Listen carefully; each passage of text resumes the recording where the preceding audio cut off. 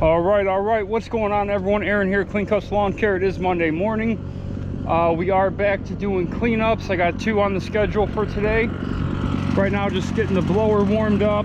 Got the trailer ready. I got my couple drag tarps. That's the property we're doing. Mainly the work is in the backyard. There is some in the front, but not, not a ton.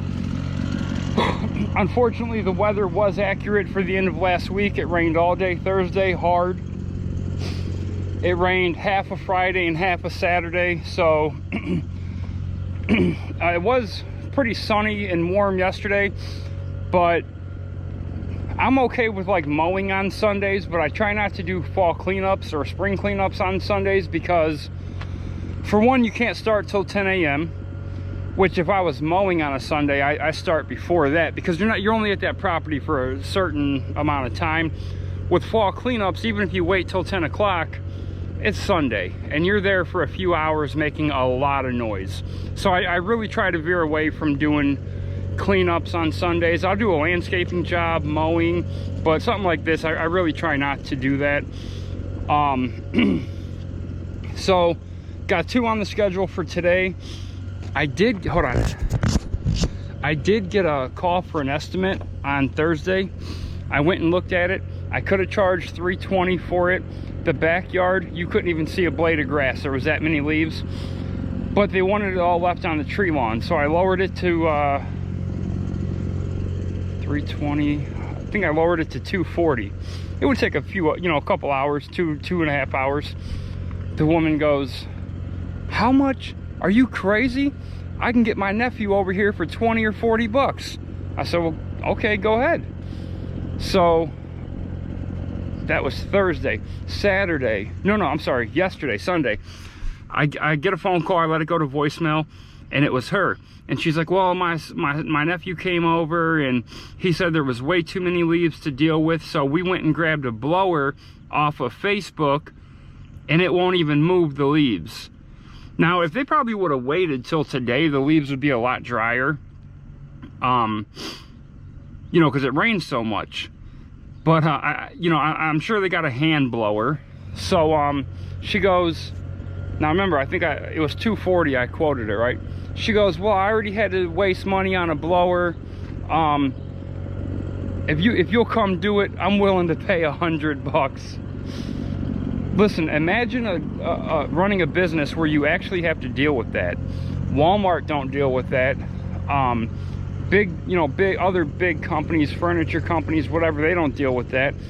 So that phone call or voicemail actually made me decide that what I have to do this winter is I need to print and Xerox our pricing structures for everything so I can show it to people.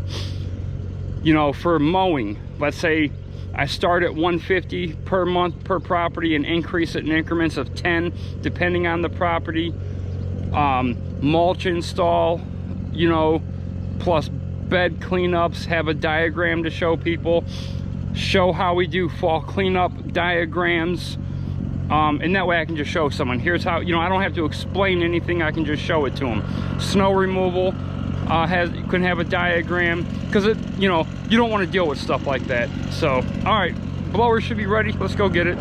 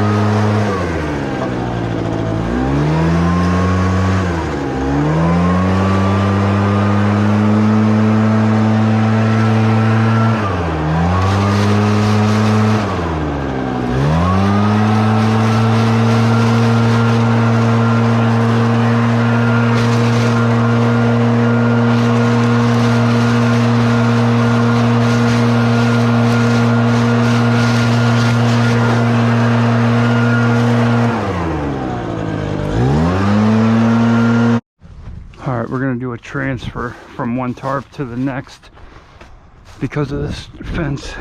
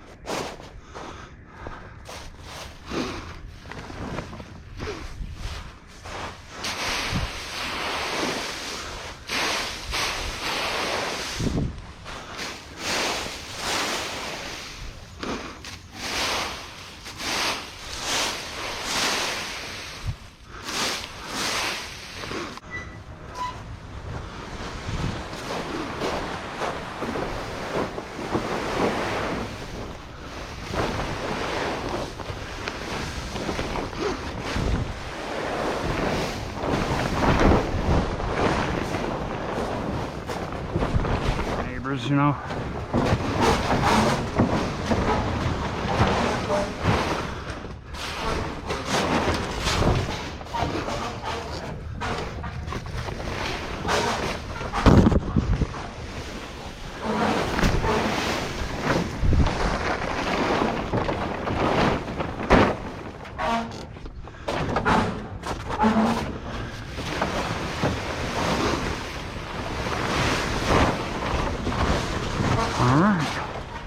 Alright, got this one full.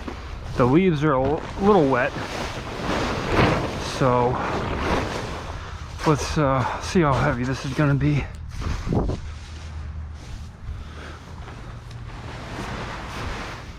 Oh, not bad. Not bad at all, actually. Alright, the back's done. Both sides are done. The front is done. Now I just gotta clean up this whole area here. Come on, get out of there. And then we're done.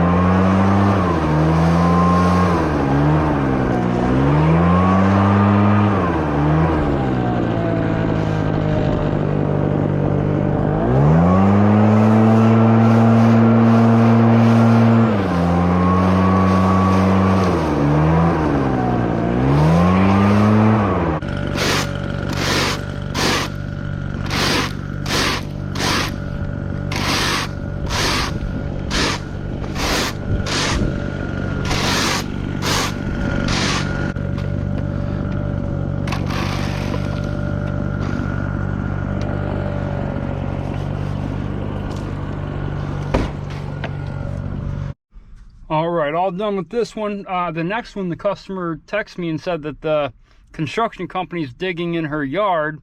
She didn't think I'd be able to work, but now she said they're either gone or moved.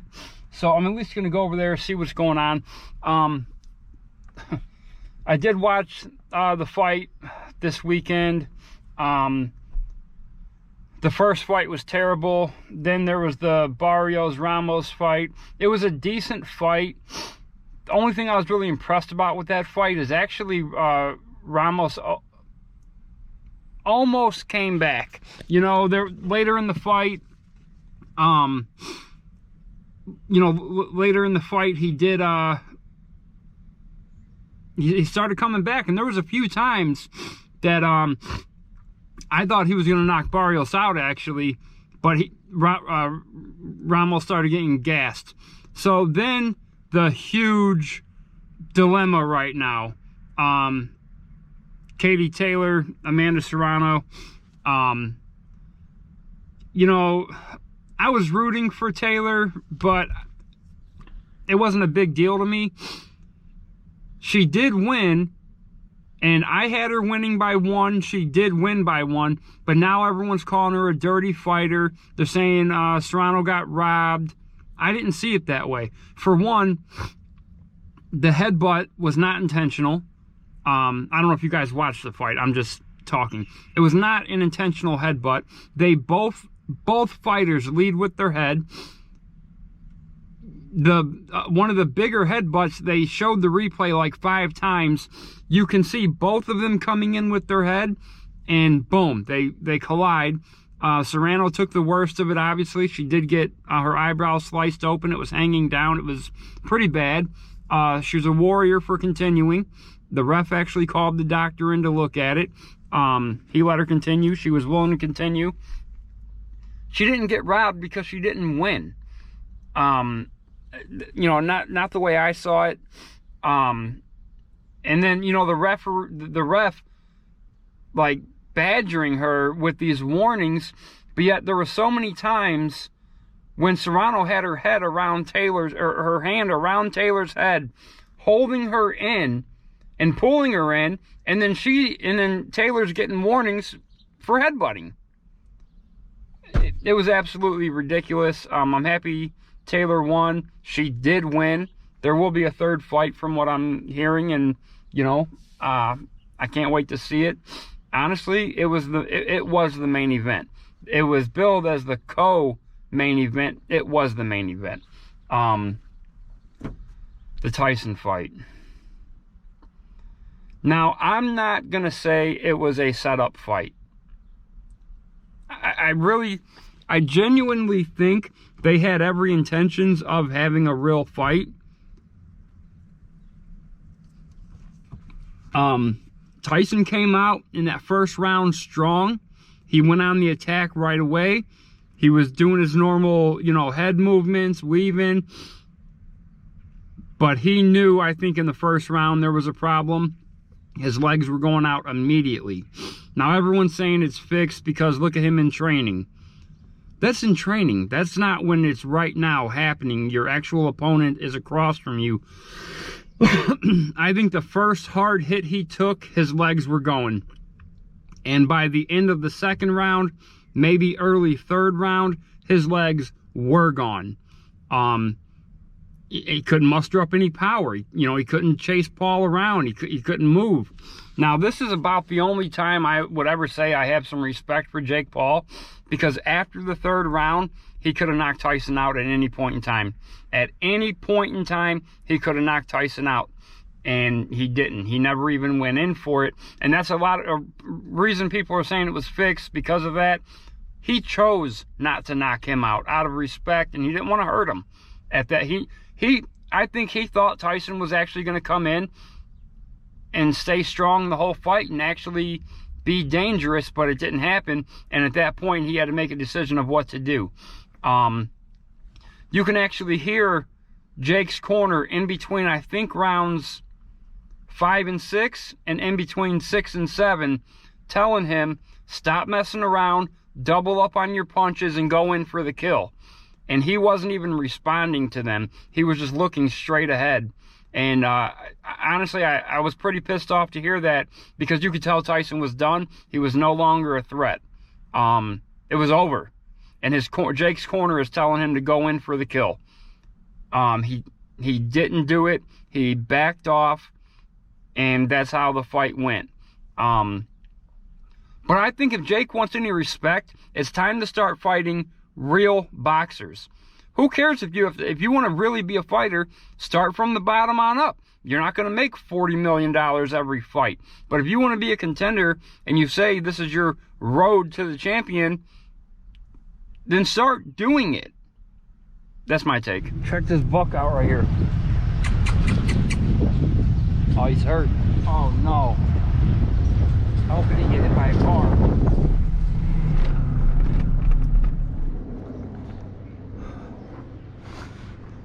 All right. Close to being done with this one. It's an easy one. Backyard's small, front yard's small. This neighbor over here, 2 years ago, I was in the back and I was moving my way up to here, and I heard a blower running, and he came out and started blowing all his leaves on over here. So I go, what do you think you're doing? He goes, oh, all these leaves came from that tree, so I'm putting them back. So I explained to him it don't work that way, and I took my blower and blew them all right back. And that was the end of that.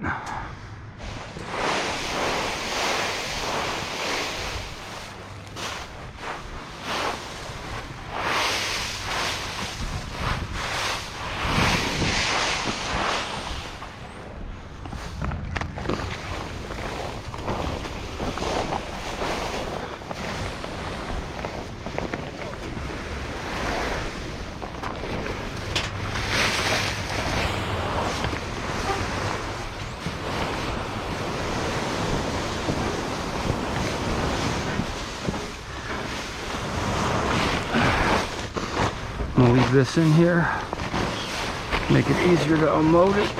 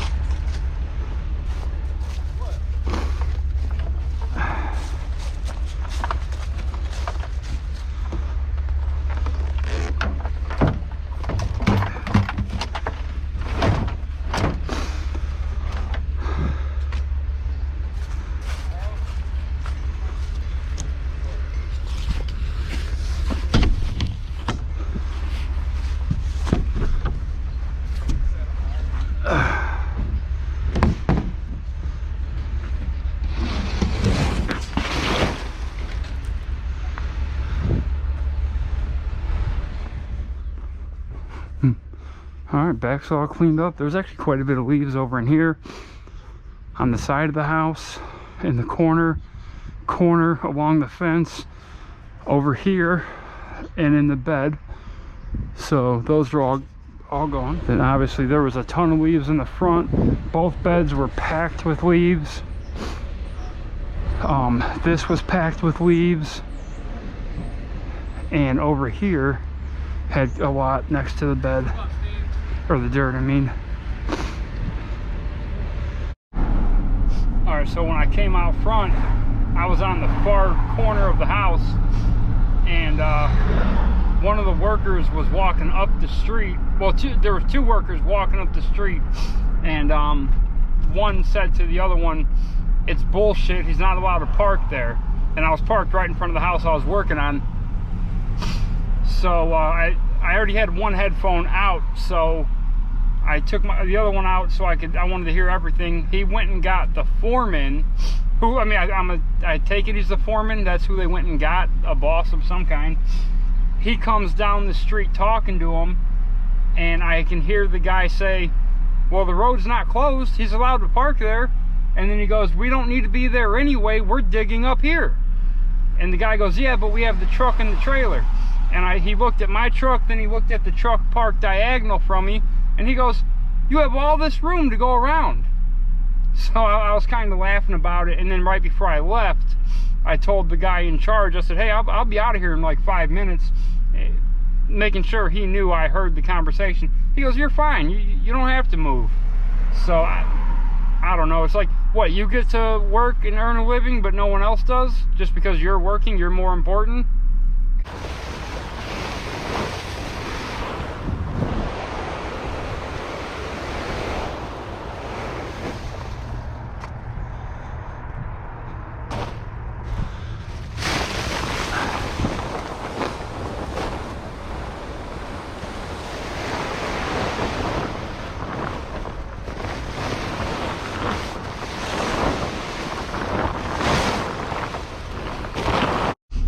Alright, the day is over. Again, I can't go to another one because I have a doctor's appointment at 5. So I don't want to risk the timing, you know, overlapping, but it's fine. Got them scheduled all week, as long as they are calling for rain. But you know, we'll see what happens with that. If the rain isn't too bad, then I'll just go out and work in it. Obviously, if it's a, you know, a storm, a rainstorm, then it's over. So I wanted to add more snow customers on this year, which I had succeeded in doing that. Probably added another 6 or 7 new ones. And then over the weekend, 2 of our existing customers, we've been doing snow removal for the past 3 winters, contacted me over the weekend, or responded to their confirmation messages, and told me they weren't gonna do snow removal this year. One bought a snow blower. One is saying, you know, financial issues. I did offer her a significant discount, just because she's a solid customer. She said no thank you. So I don't know, who knows what that means, right? Maybe that's the end of us doing service for that customer at all. You know, I don't know what it means. So, and then there's one more, a third one. I've called her, I've left voicemails, I've sent messages, but she's not getting back to me. And she's a year-round customer as well. So, you know, if she don't get back to me over the next, probably this week by Friday, you know, I'm not gonna let her call me at the last minute and you know, say, "Hey, yeah, I'm in." No, if she don't call me by Friday, I'm actively gonna be looking to replace that spot. So, because I want to have, well, already right now, this is the biggest winter as far as customers and income that we've ever had. We have significantly more customers than last year for winter. Well, not significantly more. We have a few more, and significantly more than any winter before this. So, and I'm looking to add a few more on. You know, we don't have bad winters. Even if I got to go out 5 or 6 times and I got to be out there, you know, 15, 16 hours, that's fine, because I rather have that much more income coming in for the winter, and deal with it when it snows, you know. So, but that's about it. Look, I am going to be doing my first ever live pretty soon. There's probably going to be 2 or 3 people watching, and that's fine. I just want to get a feel for it, see how it, you know, how it goes. How do you expect it to go? I do have the topics picked out that I'm going to do the live about, and hopefully we can build that from there. Maybe over the winter we can build, you know, an audience for the lives. So, all right, if you liked the video, hit like, subscribe to the channel, leave a comment down below, let me know everything I'm doing wrong, and keep the edges clean, boys. I'm out.